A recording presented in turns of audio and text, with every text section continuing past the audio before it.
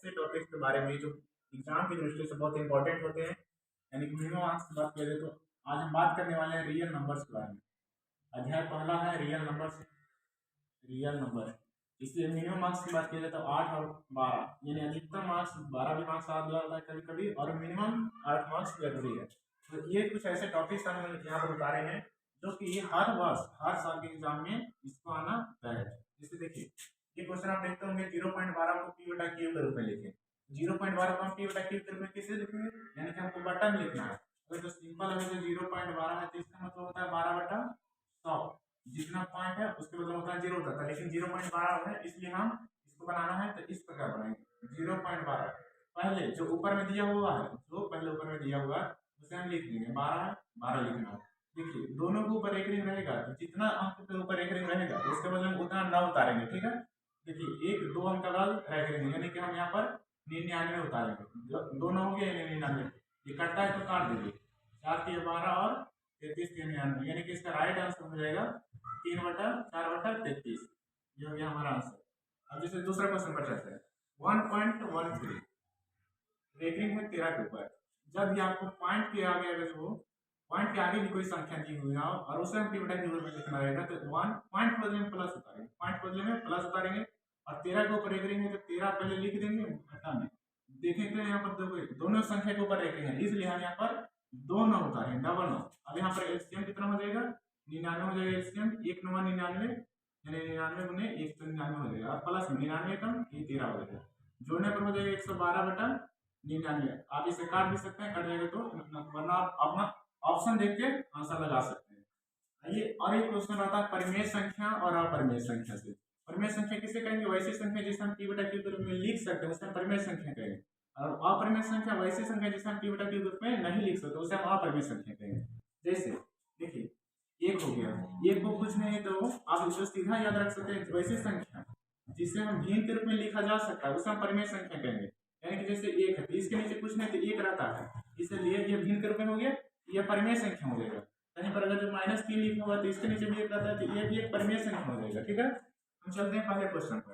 इनमें से कौन परिमेय संख्या है, जैसे देखिए 1/2 ये तो भिन्न के रूप में दिया हुआ है तो ये परिमेय संख्या हो गया। दूसरा देखते हैं √121। आप इसका वर्गमूल जानते होंगे कि इसका मान 11 होता है, और 11 को हम 11/1 उसमें लिख सकते हैं, यानी कि ये भी हमारा परिमेय संख्या हो जाएगा। तीसरा देखिए 2√36। √36 का वर्गमूल जानते होंगे आप कि 6 होता है, यानी कि 2 गुने 6 करेंगे तो आ जाएगा हमारा आंसर 12। 12 भी एक परिमेय संख्या, यानी ये भी आंसर सही। इसलिए हमारा जो राइट ऑप्शन हो जाएगा ऑप्शन नंबर डी, इनमें से सभी ऑप्शन परिमेय संख्या। दूसरा देखिए कौन अपरिमेय संख्या। अपरिमेय संख्या किसे कहेंगे, जिसका वर्गमूल नहीं निकाला जा सकता है, जिसका वर्गमूल नहीं निकाला जा सकता उसे हम अपरिमेय संख्या कहेंगे। जैसे -3 तो एक परिमेय संख्या हो जाएगा, क्यों, -3 इसके नीचे भी 1 रहता है, यानी कि ये बटन तो हो गया इसलिए परिमेय संख्या होगा, अर्थात हमारा राइट आंसर ये नहीं होगा। दूसरा देखिए ऑप्शन बी में 2.5 को हम किस रूप में लिखेंगे, 2.5 का मतलब होता है 25, और बटन 1 अंक के बाद पॉइंट है इसलिए 0, यानी 25/10। तो ये भी तो एक परिमेय संख्या है क्योंकि बढ़ता है, तो ये हमारा आंसर नहीं होगा। तीसरा देखिए √64 का वर्गमूल होता है 8। √64 का वर्गमूल 8 होता है, 8 को हम 8/1 के रूप में लिख सकते हैं, अर्थात ये भी हमारा परिमेय संख्या है, ये भी आंसर नहीं होगा। √42 का वर्गमूल नहीं होता, अर्थात हमारा राइट ऑप्शन मिलेगा आंसर नंबर डी। तीसरा क्वेश्चन, इसमें कौन परिमेय संख्या है, 3√2। देखिए जब भी आपको कोई अपरिमेय संख्या लिखे, जब भी कोई आपको अपरिमेय संख्या लिखे उसके बाद में अगर परिमेय संख्या का गुना हो या फिर भागा हो या फिर भागा हो या फिर जुड़े या फिर घटे, जब ये अपरिमेय संख्या के साथ कोई परिमेय संख्या का जोड़ होगा, घटाव होगा या फिर तो भागा होगा, तो हमेशा एक अपरिमेय संख्या होता है। जैसे देखिए यहाँ पर √2 एक अपरिमेय संख्या, इसके साथ 3 गुना हो रहा है, यानी कि ये भी एक अपरिमेय संख्या हो जाएगा, यानी ऑप्शन ए गलत हो गया। हमको परिमेय संख्या पहचानना 2 + √3, जिसमें √3 एक अपरिमेय संख्या हो गया, अर्थात ये भी अपरिमेय संख्या हो जाएगा। √3 गुने √3 हम करेंगे तो डायरेक्ट हो जाएगा √9, और √9 का मान होता है 3, यानी इसे हम 3/1 में लिख सकते हैं, अर्थात ये हमारा परिमेय संख्या हो जाएगा। Option number C right answer.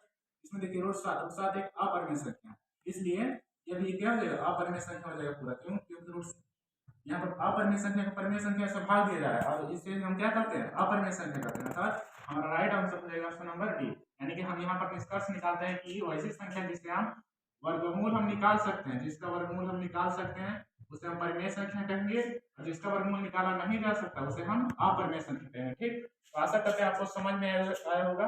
आज के लिए इतना ही, बाकी कल